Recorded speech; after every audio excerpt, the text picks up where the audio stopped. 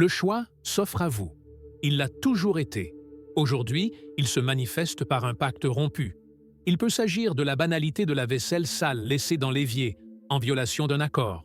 Il peut s'agir du silence d'un collègue qui n'a pas livré sa part d'un projet, vous imposant une charge supplémentaire.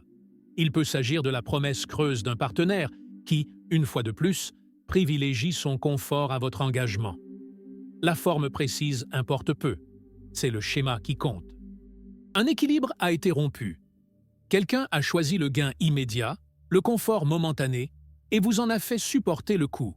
Et maintenant, vous êtes là, à contempler les conséquences. Vous ressentez la chaleur familière du ressentiment.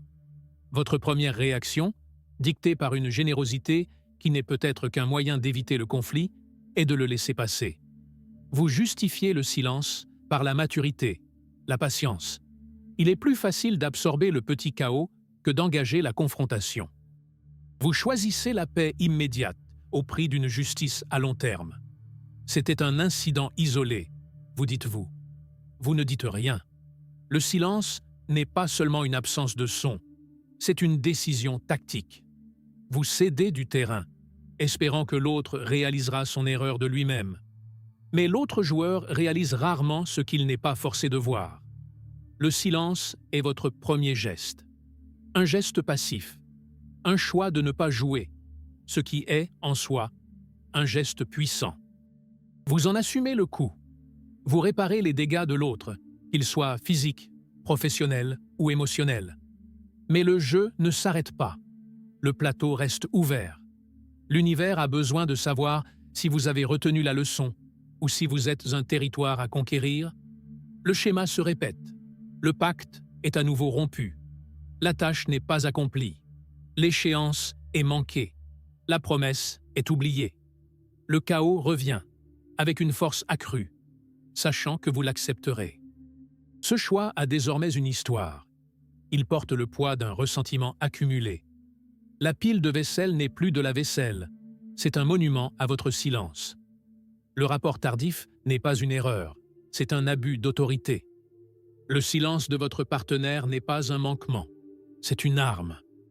Et vous, pour maintenir l'ordre, pour préserver votre espace de vie du chaos qui l'envahit, cédez-vous à nouveau? Lavez-vous tout? Refaites-vous le travail de l'autre? Gardez-vous le silence pour préserver la paix? Tandis que vous accomplissez la tâche de l'autre, un mélange d'autosatisfaction et de ressentiment bouillonne en vous. Vous vous sentez comme le martyr, le seul adulte présent. Vous vous dites que vous suivez la voie noble, mais en réalité, vous absorbez le poison. Vous avalez le déséquilibre.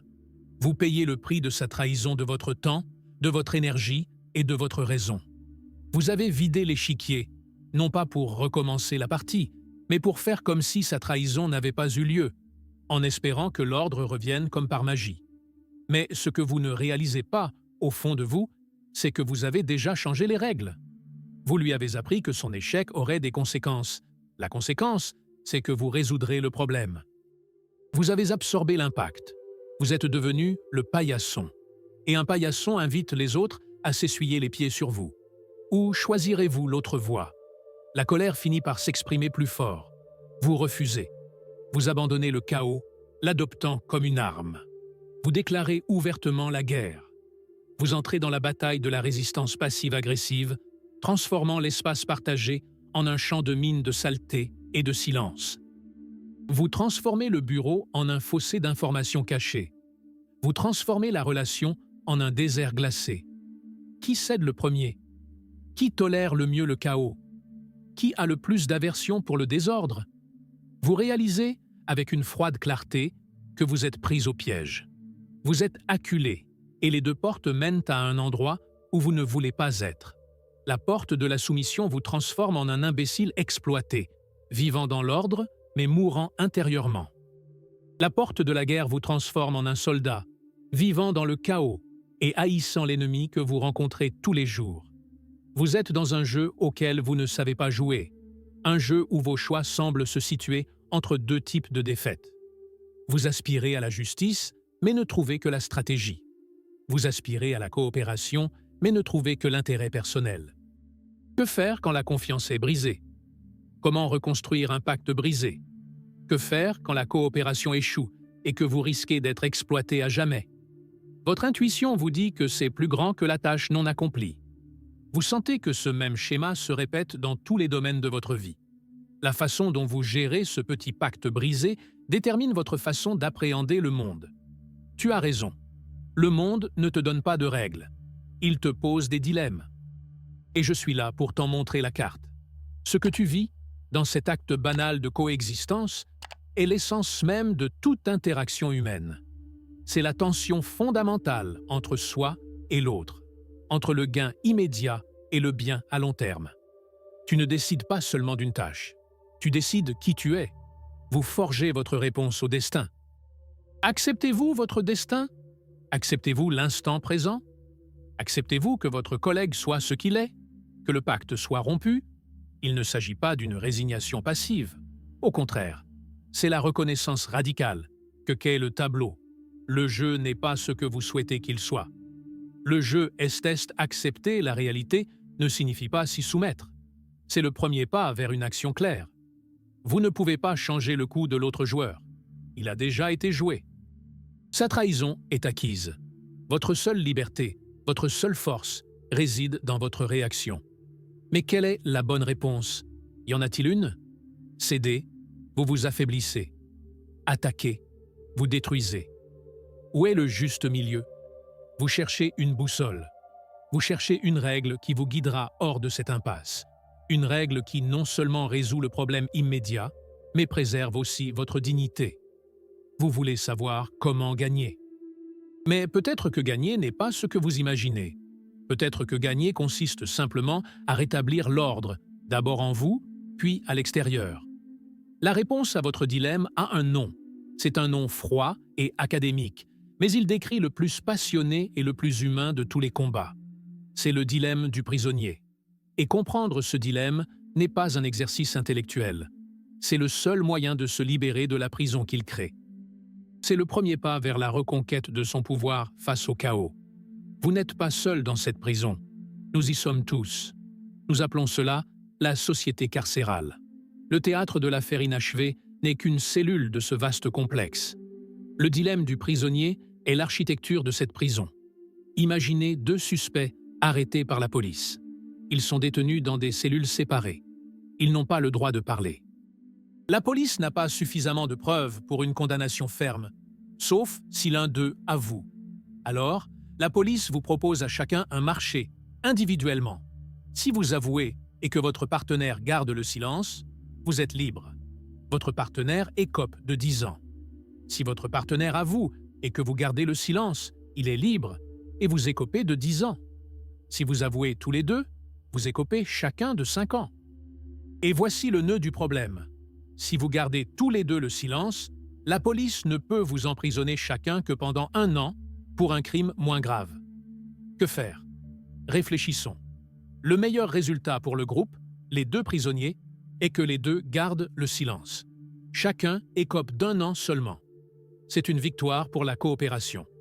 Mais vous ne contrôlez pas ce que fait l'autre. Vous êtes seul dans votre cellule. Vous pensez, s'il se tait, ma meilleure solution est d'avouer. Je serai libre. Puis vous pensez, et s'il avoue, ma meilleure solution est aussi d'avouer. Je prendrai 5 ans au lieu de 10. Dans tous les cas, quoi que fasse l'autre personne, votre meilleure solution individuelle, votre choix rationnel est d'avouer, de trahir. Et l'autre prisonnier, dans l'autre cellule, pense exactement la même chose. Le résultat inévitable est que tous deux avouent, tous deux trahissent. Et tous deux écopent de 5 ans. Tous deux choisissent rationnellement. Et tous deux finissent bien plus mal que s'ils s'étaient fait confiance. La tragédie ici n'est pas seulement mathématique, elle est psychologique.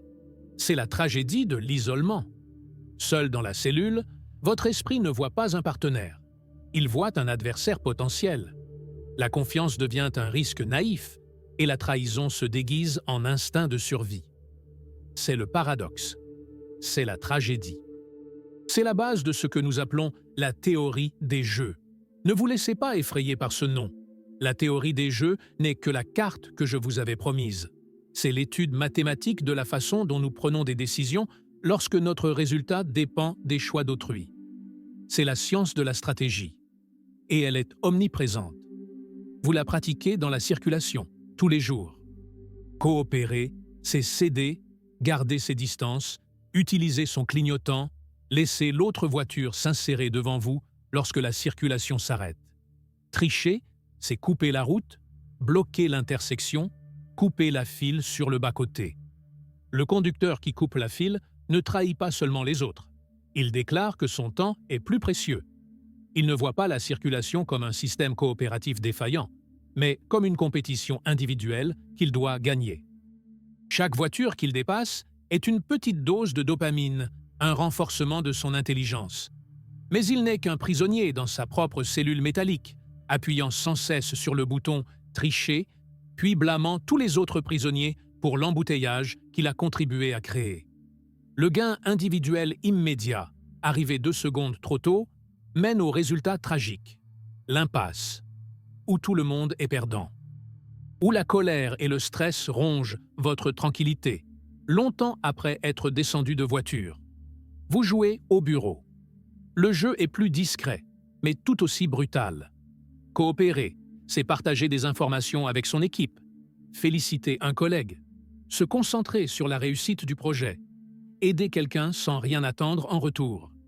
La trahison est rarement un sabotage flagrant. C'est le compliment que vous n'avez pas fait. C'est l'information cruciale que vous avez oublié de partager en réunion. C'est privilégier l'excellence individuelle à la promotion du projet. La logique du prisonnier murmure « Si je partage ma meilleure idée, mon collègue pourrait me la voler et obtenir une promotion. Mieux vaut se taire. » La quête rationnelle de l'avancement individuel mène à un bourbier de médiocrité, où personne ne donne le meilleur de lui-même et où l'environnement de travail devient toxique. La productivité globale chute. Tout le monde y perd. Vous en ressentez les effets dans vos relations. Ici, le dilemme est le plus douloureux. Coopérer, c'est se rendre vulnérable.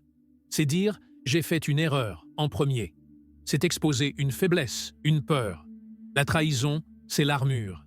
C'est garder un tableau mental de qui a cédé le plus, qui a aimé le plus, qui a fait le plus de sacrifices. C'est utiliser le silence comme une arme pour punir l'autre d'un crime qu'on n'a même pas nommé. Chaque partenaire, assis dans sa salle d'interrogatoire, se dit « Si je parle ouvertement de mes peurs, il ou elle les utilisera contre moi lors de la prochaine dispute. Mieux vaut me protéger. » Tous deux restent silencieux. Tous deux se protègent. Et la relation, fruit d'une coopération mutuelle, s'épuise dans le couloir entre les deux pièces. Tout le monde y perd. Dans tous ces scénarios, du trafic au mariage, la logique est la même. C'est la peur primaire d'être dupé, la peur d'être le seul à coopérer, la peur d'être le prisonnier qui garde le silence tandis que l'autre avoue et s'en va libre. Cette peur, cette rationalité, fondée sur l'évitement de la perte maximale, est ce qui nous conduit inévitablement à la perte mutuelle. Cette peur est une forme d'égoïsme préventif. C'est la voix ancestrale qui murmure que la confiance est un luxe réservé aux naïfs. Elle vous convainc de construire votre forteresse avant même de savoir qu'il y a une guerre. Et en la construisant, vous invitez l'autre à faire de même. Vous devenez la cause même du comportement que vous redoutiez. Vous préférez la certitude d'une perte mutuelle, la trahison mutuelle, à l'incertitude du risque d'être le seul à coopérer. Vous ne choisissez pas le meilleur résultat. Vous choisissez le moins douloureux pour votre ego. C'est une logique de minimisation des dommages qui, ironiquement, maximise les dégâts au système. C'est l'incapacité à voir que, dans le jeu de la vie, se protéger de la douleur de la trahison signifie souvent sacrifier la possibilité de la joie de coopérer. La théorie des jeux nous enseigne cette dure vérité. Nous ne maîtrisons pas totalement nos résultats. Nous sommes tous liés.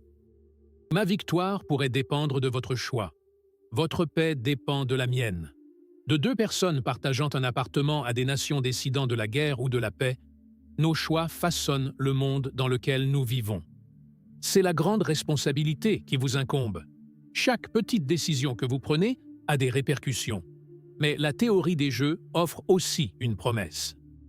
Elle suggère que si le jeu est clair, si les objectifs sont définis, Il existe un choix mathématiquement correct.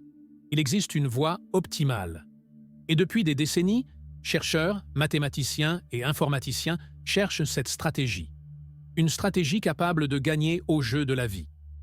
Ils se demandent, quelle est la meilleure façon de jouer? Être toujours bon? Être toujours égoïste? Être un saint? Être un tyran? La quête de cette réponse nous éloigne de la philosophie abstraite pour nous plonger dans une expérience réelle. Un tournoi où différentes stratégies s'affrontent. Ils voulaient trouver le prédateur suprême de la prise de décision. Ce qu'ils ont découvert n'était pas un prédateur. Ce qu'ils ont découvert les a choqués. La stratégie la plus efficace, celle qui gagnait à maintes reprises, était d'une simplicité déconcertante. Et, à la surprise générale, elle était étonnamment porteuse d'espoir. C'était une stratégie que chacun d'entre nous peut apprendre. Elle peut, en fait, nous apprendre à gérer le pacte brisé. Mais pour la comprendre, nous devons d'abord comprendre les différents types de jeux auxquels nous participons. Car tous les jeux ne sont pas des guerres. Toutes les interactions ne se soldent pas forcément par une défaite. Selon la théorie des jeux, un jeu est simplement l'architecture d'une interaction. C'est l'ensemble des règles, des joueurs et des résultats possibles. Et la première étape pour bien jouer est de savoir à quel type de jeu on participe. Il existe des jeux coopératifs, où les objectifs sont partagés. Pensez à une équipe d'aviron. La réussite d'une personne est la réussite de tous. La communication est ouverte, les ressources sont partagées et la confiance est le fondement. L'objectif est l'harmonie et le bénéfice mutuel. En théorie, votre espace partagé devrait être un jeu coopératif. Mais ce n'est pas le cas. Pourquoi? Parce qu'au moment où la tâche n'a pas été accomplie, votre coéquipier a changé les règles. Il a rompu le pacte. Il a introduit un conflit d'intérêts. Il a placé son propre intérêt, sa convenance, au-dessus de l'intérêt du groupe, de l'ordre. Il a transformé un pacte d'harmonie en un concours de volonté. Et il vous a poussé vers l'autre type de jeu, le jeu non coopératif. C'est le jeu le plus courant dans le monde. C'est le jeu où il y a des gagnants et des perdants, ou, plus souvent, des degrés de perte variables. C'est un jeu où chaque joueur agit indépendamment, cherchant son propre meilleur résultat, potentiellement au détriment des autres. Le dilemme du prisonnier est l'exemple classique d'un jeu non coopératif. Mais le dilemme du prisonnier classique présente un défaut fatal comparé à la réalité. Il n'arrive qu'une seule fois. Soit on trahit, soit on coopère, et la partie est terminée. On ne revoit plus jamais l'autre prisonnier. Dans ces jeux à un seul tour, la logique de la trahison est quasiment imbattable. L'interaction est anonyme, sans passé et, surtout, sans avenir. Il n'y a aucune réputation à protéger, aucune trace de représailles. C'est un pur calcul froid entre gain immédiat et perte immédiate. Pensez à cette vieille émission de télévision britannique intitulée Golden Balls. Lors du final, deux inconnus étaient assis l'un en face de l'autre avec une grosse somme d'argent en jeu. Ils avaient deux boules, l'une intitulée Divide et l'autre Steal. Ils en choisissaient une secrètement. Si les deux choisissaient Divide, l'argent était partagé équitablement. Si l'un choisissait Voler et l'autre Diviser, le voleur prenait tout et l'autre rien. Et si vous choisissiez tous les deux Voler, vous rentreriez tous les deux sans rien. Imaginez-vous dans ce fauteuil. La sueur froide, le cœur battant. Vous regardez un parfait inconnu dans les yeux. Vous essayez de lire dans son âme en quelques secondes. Semble-t-il digne de confiance? Semble-t-il désespéré? Semble-t-il rusé? Que faites-vous? La logique froide de la théorie des jeux, tout comme le dilemme du prisonnier, vous donne une réponse claire. C'est la stratégie dominante, le choix qui vous offre le meilleur résultat, quoi que fasse l'autre. Analysons. Si l'inconnu choisit diviser, quelle est votre meilleure décision? Voler. Vous prenez tout au lieu de la moitié. Maintenant, si l'inconnu choisit voler, quelle est votre meilleure décision? Voler aussi. Vous ne gagnez rien, mais au moins, vous n'êtes pas l'idiot qui a choisi diviser et s'est fait exploiter. Vous rentrez dans vos frais au lieu de tout perdre. Dans tous les cas, le choix rationnel est voler. Mais qu'est-ce que cette rationalité, sinon la logique de la peur déguisée en intelligence? Qu'est-ce que cette logique, sinon la voix du prisonnier isolé dans sa cellule? Cette rationalité est de bas niveau. Elle ne voit qu'une seule avancée. Elle ne construit rien, elle ne fait qu'extraire de la valeur ou éviter une perte immédiate. C'est cette logique froide qui nous pousse à accumuler des informations au travail. C'est ce qui nous empêche de nous excuser d'abord. C'est ce qui nous incite à ne pas accomplir la tâche et à attendre, car céder, c'est perdre. Et dans un jeu à un tour, cette logique fonctionne. On gagne, ou on ne perd pas.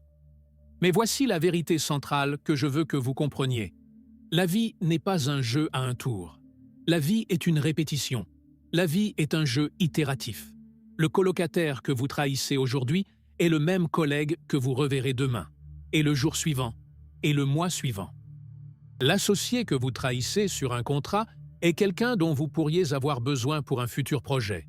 Le conducteur que vous avez coupé dans la circulation est le même que vous croiserez au prochain feu rouge. L'inconnu que vous exploitez ne disparaît pas. Il révèle à 10 autres que vous n'êtes pas digne de confiance. Votre nom, votre visage, votre réputation, tout cela se retrouve au tour suivant. La vie est un jeu itératif. Et ce simple changement, la répétition, l'ombre du futur, change tout. Il change les mathématiques, il change la stratégie. Ce qui est rationnel dans un jeu à un tour, la tricherie, devient profondément irrationnel à mesure que la partie se poursuit. La trahison dans un jeu itératif n'est pas une victoire, c'est un investissement dans un conflit futur. Elle sème la méfiance qui grandira et étouffera toute possibilité de coopération future. Si vous volez dans l'émission télévisée, vous prenez l'argent et le jeu est terminé. Mais si vous trompez votre colocataire, le jeu n'est pas terminé. Il entre simplement dans une nouvelle phase. Une phase de représailles, de méfiance, de guerre froide. Si vous trompez votre colocataire lundi, il pourrait riposter mardi en laissant les ordures s'accumuler. Vous ripostez mercredi en mettant de la musique forte. Il riposte jeudi. Tous deux jouent rationnellement pour protéger leurs intérêts immédiats, et tous deux vivent dans un enfer qu'ils ont eux-mêmes créé. Le gain à ne pas accomplir cette corvée est-il réel? Ou est-ce une illusion qui cache une perte bien plus grande de paix intérieure? Où est le gain à vivre dans un environnement chaotique et hostile? Telle est la vraie question. Le gain immédiat est un mirage dans le désert de la répétition. On gagne 5 minutes aujourd'hui et on perd des mois de tranquillité d'esprit. On protège son ego dans une dispute et on perd l'intimité construite au fil des ans. La logique du jeu à un tour, appliquée à la vie, est la définition même de l'auto-sabotage.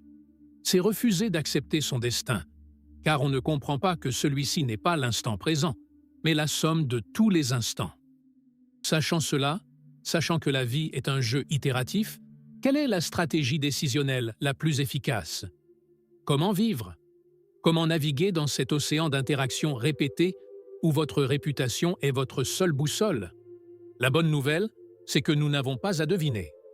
La réponse ne réside pas dans la philosophie spéculative. Elle a été trouvée. Elle a été testée lors de l'une des expériences informatiques les plus fascinantes jamais conçues, un tournoi opposant des centaines de stratégies dans une lutte numérique pour la survie. Une lutte pour trouver l'âme de la machine. Et ce faisant, ils ont trouvé un reflet de la nôtre. Dans la vie réelle, comme dans votre espace partagé, les interactions se répètent. L'avenir jette une ombre sur le présent. Si vous trahissez votre collègue aujourd'hui, il a le pouvoir de riposter demain. La réputation que vous vous bâtissez, de fiabilité ou de trahison, devient votre atout le plus précieux ou votre plus grand handicap. En comprenant cela, la question se déplace. La question n'est plus « comment gagner cette manche ?», mais « comment prospérer dans un jeu sans fin ?» En 1980, un politologue du nom de Robert Axelrod, de l'Université du Michigan, décide de transformer cette question philosophique en expérience scientifique. Le contexte de l'époque est celui de la guerre froide. Le modèle dominant du choix rationnel est cynique. Il suppose que la seule logique saine est celle de l'intérêt personnel impitoyable. La coopération est perçue comme la faiblesse des imbéciles. Axelrod veut tester cela. Il organise un tournoi informatique. Il invite des dizaines de théoriciens des jeux, d'économistes, de psychologues et de programmeurs du monde entier. Le défi était simple. Créer un programme informatique, une stratégie, capable de jouer une version itérée du dilemme du prisonnier. Chaque stratégie proposée jouerait contre toutes les autres, et pas seulement une fois. Elle jouerait 200 fois de suite contre chaque adversaire. Le jeu était le même dilemme du prisonnier. Vous pouviez coopérer ou faire défection. Le score était soigneusement calibré pour refléter les incitations. Si vous coopériez tous les deux, vous receviez chacun 3 points, la récompense de la coopération mutuelle. Si vous faisiez défection et que l'autre coopérait, vous receviez 5 points, la tentation, et l'autre recevait 0, la punition de l'idiot. Et si vous faisiez défection tous les deux, vous receviez chacun 1 point, la punition de la destruction mutuelle. Le but n'était pas de battre votre adversaire en une seule partie, mais d'accumuler le maximum de points à la fin du tournoi. C'est une distinction cruciale. Vous ne cherchiez pas à vaincre l'autre, vous cherchiez à prospérer autant que possible. On ne pouvait prospérer qu'en trouvant le moyen d'obtenir les 3 points de coopération mutuelle aussi rapidement et systématiquement que possible, tout en évitant d'être exploité, le 0, ou de tomber dans le piège de la destruction mutuelle, le 1. 14 programmes furent soumis. Ils reflétèrent de manière fascinante la nature humaine, une véritable ménagerie d'algorithmes. Certains programmes étaient extrêmement malveillants, conçus pour exploiter sans merci. D'autres comportaient des stratégies cyniques qui sondèrent l'adversaire par des trahisons périodiques, juste pour voir s'il pouvait s'en tirer. D'autres encore, complexes et à QI élevé, analysaient l'histoire de l'adversaire, tentant de modéliser sa psychologie, de prédire son prochain coup, puis de l'exploiter. Il existait une stratégie appelée Dark Trigger, légale et coopérative. Mais en cas de trahison, une seule fois, elle trahirait à jamais en représailles éternelles. C'était une stratégie impitoyable et impitoyable. Axelrod ajouta un 15e programme. Un programme qui jouait simplement au hasard, coopérant ou faisant défection avec une chance sur 2, comme à pile ou face. L'attente générale parmi les universitaires était que le gagnant serait un programme malveillant. Un programme cynique, complexe, peut-être exploitant, qui sonderait les faiblesses et les exploiterait sans pitié. La logique de la guerre froide dictait que le plus rusé, le plus impitoyable, gagnerait.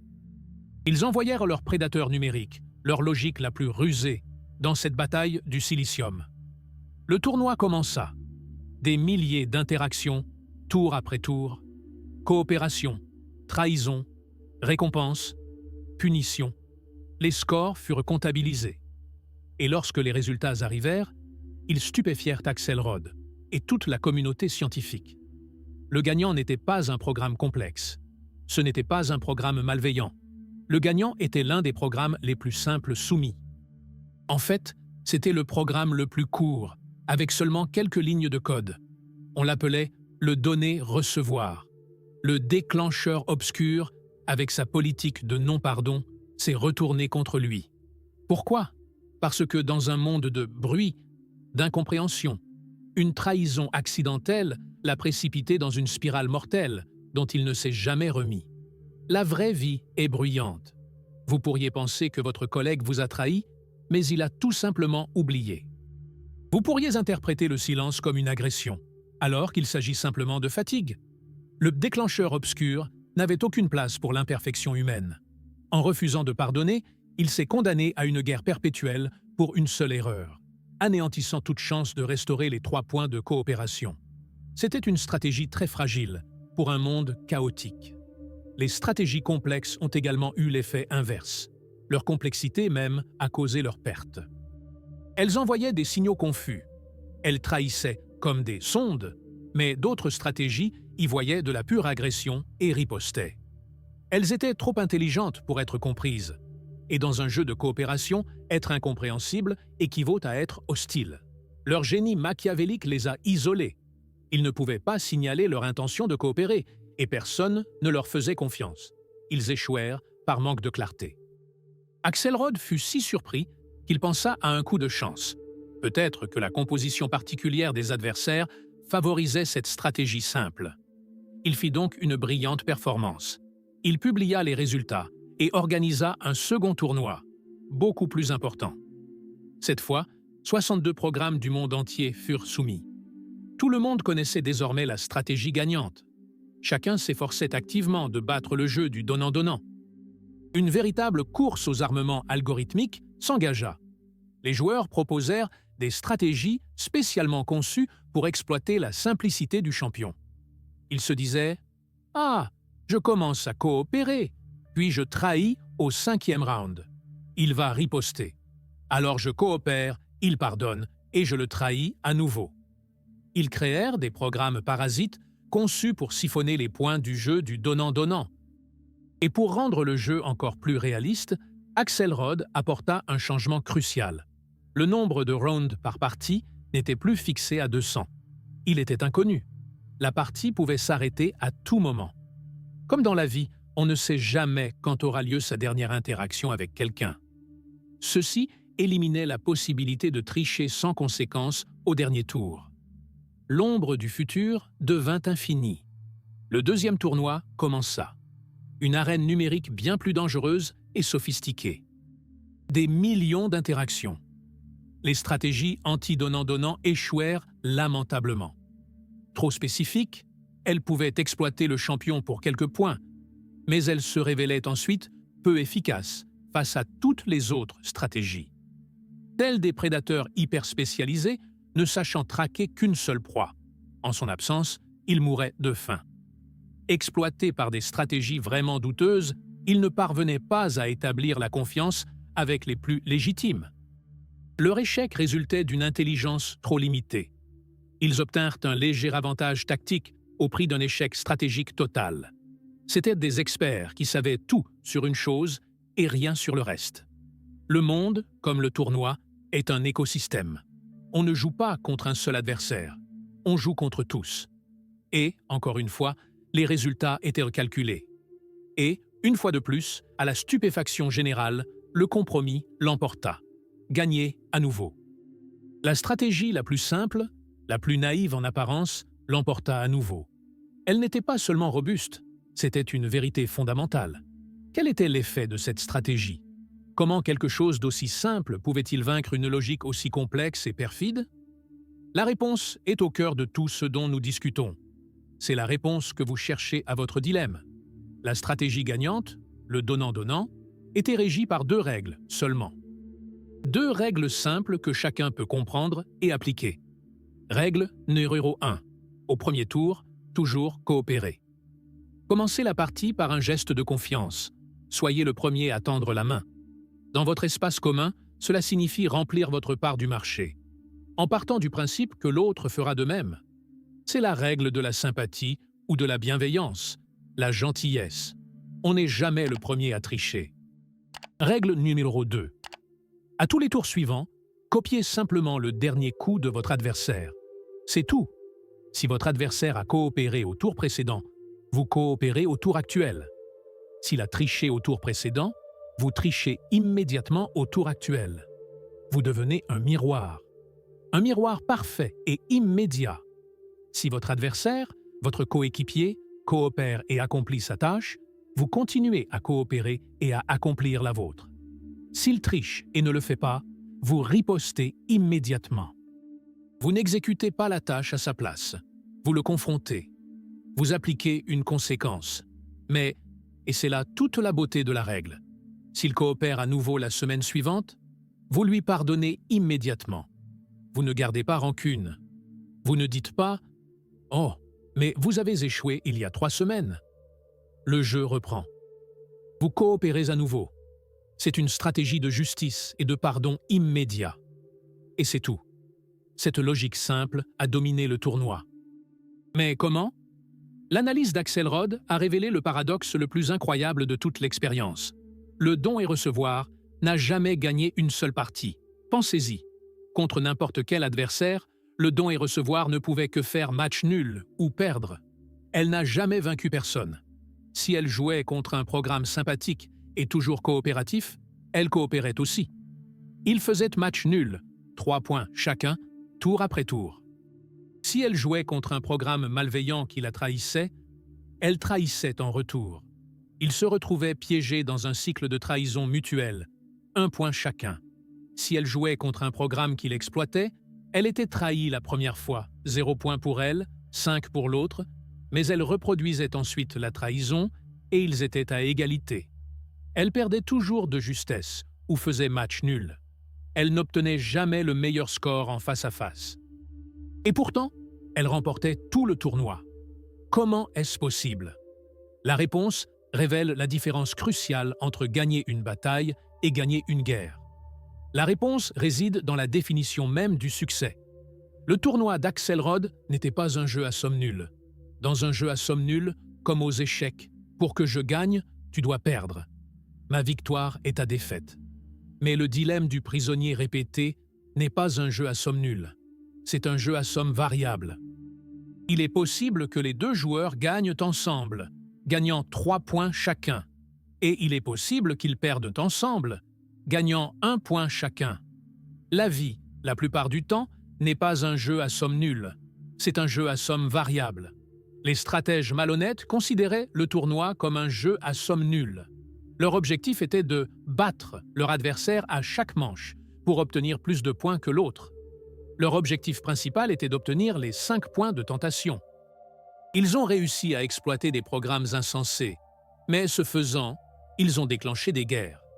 Ils se sont engagés dans de longs cycles de trahison mutuelle avec d'autres programmes malhonnêtes, faisant baisser leur score d'1 point à chaque manche. Ils ont gagné des batailles et perdu la guerre. Ils étaient tellement occupés à pousser les autres vers le bas qu'ils ne se rendaient pas compte qu'ils coulaient avec eux. Ils voyaient le monde comme un lieu de pénurie où chaque point gagné par l'autre était un point perdu par eux.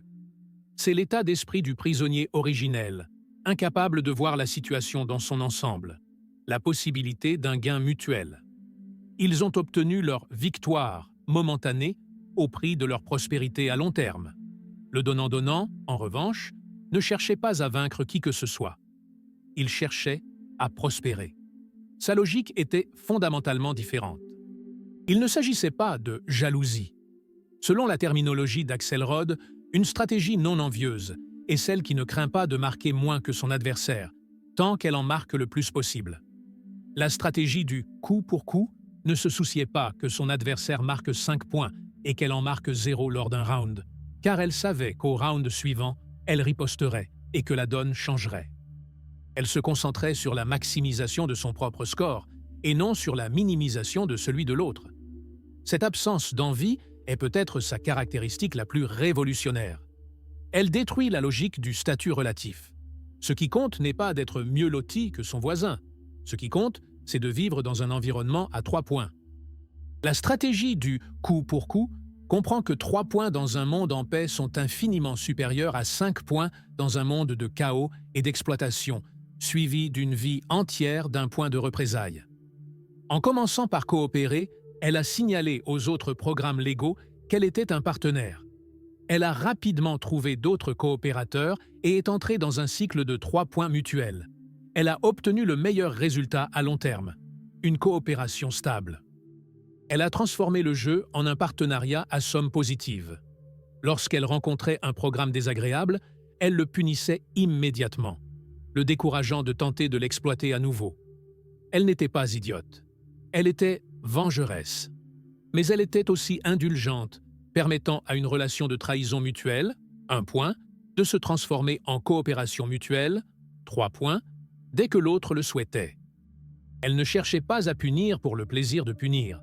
Elle souhaitait revenir à 3 points le plus rapidement possible. Axelrod a identifié 4 qualités qui ont rendu cette stratégie si robuste. 1. Elle était gentille. Elle ne trahissait jamais la première. Cela évitait les problèmes inutiles et permettait à la coopération de s'épanouir. 2. Elle était vengeresse. Elle n'était pas un paillasson. Elle punissait la trahison immédiatement. Cela apprenait aux exploiteurs qu'elle n'était pas une proie facile. 3. Elle était indulgente. Elle ne gardait pas rancune. Elle nettoyait le passé à chaque tour. Cela lui a permis de rompre les cycles de représailles et de rétablir la coopération. 4. Elle était claire. Ses règles étaient si simples que les autres programmes pouvaient rapidement la comprendre. Ils ont appris que la coopération était récompensée et la trahison punie. Elle a appris aux autres à coopérer avec elle. La clarté est un acte de générosité. Elle offre à l'adversaire un manuel de jeu pour la paix. Les stratégies complexes sont égoïstes. Elles gardent leur logique secrète et, ce faisant, apparaissent erratiques et dangereuses. La transparence du donner-recevoir invitait à la coopération, ce qui en faisait le choix le plus évident et le plus rentable pour quiconque interagissait avec elle. Cette stratégie n'est pas qu'un algorithme, c'est un code de valeurs. C'est un modèle pour naviguer dans le monde. C'est un système en parfait équilibre. Supprimez l'une des 4 qualités et tout s'écroule. Être gentil et indulgent, mais pas vengeur, fait de vous un martyr exploité, le paillasson que vous étiez en absorbant le coût du travail non accompli. Être gentil et vengeur, mais pas indulgent, vous transforme en déclencheur obscur, prisonnier d'éternelles guerres autour des erreurs passées, incapable de rétablir la confiance. C'est l'interaction de ces 4 vertus simples qui crée une force indomptable. C'est l'essence même de l'acceptation du cours de la vie. Vous acceptez le mouvement de l'autre, son destin, tel qu'il est. S'il s'agit de coopération, vous l'acceptez.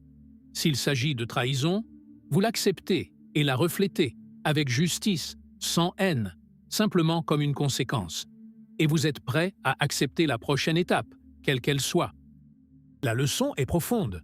Le succès à long terme ne vient pas de la défaite des autres. Il vient de la capacité à établir une coopération mutuelle. Il vient de l'absence d'envie. Il vient de la compréhension qu'il vaut mieux obtenir 3 points ensemble qu'un seul. Mais comment, en tant qu'êtres humains, pouvons-nous appliquer cela? Nous ne sommes pas des programmes. Nous sommes faits d'orgueil, de colère, de ressentiment et de souvenirs. Nous sommes la définition même des êtres envieux. Comment pouvons-nous être à la fois vengeurs et indulgents? La leçon d'Axelrod est claire, et pour moi, c'est la leçon centrale de l'existence. Dans un système d'interaction continue, commencer par coopérer n'est pas une faiblesse, c'est la forme suprême de la force stratégique. Stratégie cruelle, cynisme, exploitation. Elles peuvent sembler des victoires à court terme, mais elles mènent à la destruction mutuelle. Garder rancune est une faiblesse. Porter à jamais le poids des trahisons passées empêche de construire un avenir coopératif. Le pardon, dans ce contexte, n'est pas un acte moral abstrait. C'est un mécanisme stratégique pour rétablir le flux en 3 points. C'est de l'intelligence. Mais, et c'est le point le plus important à saisir, être faible est aussi une faiblesse. Laisser quelqu'un vous faire du mal sans conséquence, comme vous l'avez fait la première fois que vous en avez assumé le coup, ce n'est pas être gentil. C'est être un paillasson. Et un paillasson invite les autres à s'essuyer les pieds sur vous. Vous n'avez pas enseigné à votre collègue la valeur de la coopération. Vous lui avez appris que sa trahison ne lui coûte rien. La stratégie du donnant-donnant est l'équilibre parfait. C'est l'essence même de la gentillesse, de l'équité et de la compréhension, sans jamais être un paillasson. Bien sûr, la théorie des jeux a ses limites. La vie réelle est infiniment plus complexe. Les interactions ne sont pas aussi tranchées. Souvent, on ne sait pas si l'autre a triché ou s'il s'agissait simplement d'un malentendu. Ce que vous prenez pour une trahison, son manque de préparation, peut être justifié « j'étais trop occupé, tu ne connais pas ma vie ».